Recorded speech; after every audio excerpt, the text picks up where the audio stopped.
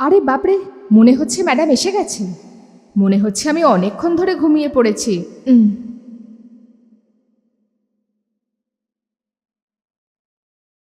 কতক্ষণ ধরে calling bell বাজাচ্ছি, কি করছিলে তুমি?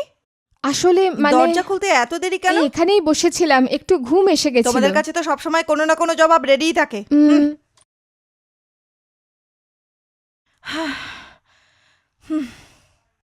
যাও কফি নিয়ে এসো। ঠিক আছে মা।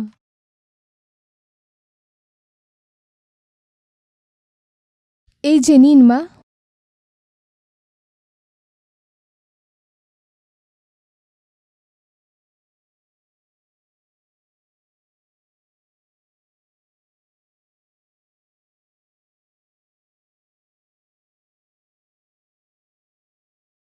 মা, খাবার জন্য কিছু বানাবো?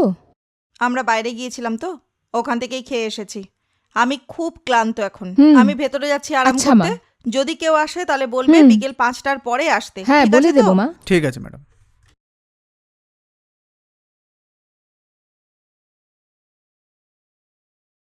ড্রাইভার, আপনিও কি হ্যাঁ? খেয়ে এসেছেন?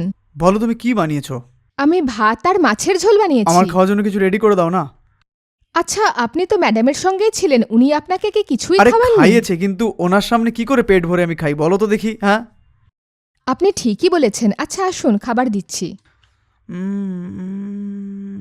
ও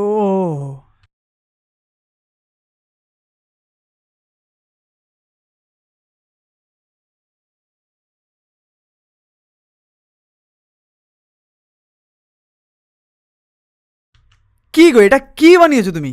কেন, ভালো হয়নি নাকি? সব খুব ভালো বানিয়েছো তুমি।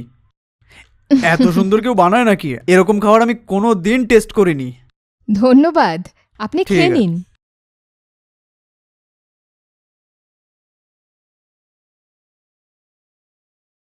আচ্ছা, আপনি আর ম্যাডাম কোথায় গেছিলেন? সেদিন ম্যাডাম একটা জুয়েলারি শপে গেছিল, মনে হচ্ছে ওখান থেকে কিছু কিনেছেন উনি। আচ্ছা, ম্যাডাম কি কিনেছেন আপনি বুঝতে পেরেছেন? এরকম তো কিছু জানি না। আরে ওনার যা ইচ্ছা কিনেছেন, আমার কি যায় আসে? আচ্ছা, ঠিক আছে ঠিক আছে। আরে আসো না, বসে কথা বলি। আরে বাপরে, যদি ম্যাডাম চলে আসে? আরে উনি যখন আসবেন উঠে যাবো আমরা, ব্যাস হয়ে গেল। আচ্ছা ঠিক আছে। বসো। তুমি দেখতে তো সুন্দর, তুমি একাই থাকো নাকি? হ্যাঁ তো, আমি তো প্রথমেই বলেছিলাম যে আমার কেউ নেই। হ্যাঁ আচ্ছা, তো চলো না বাড়ি থেকে একটু ঘুরে আসি। যাবে? আমারও বাইরে যেতে ইচ্ছে করে, কিন্তু ম্যাডামকে না বলে কিভাবে বেরোবো? সেটাও কথা।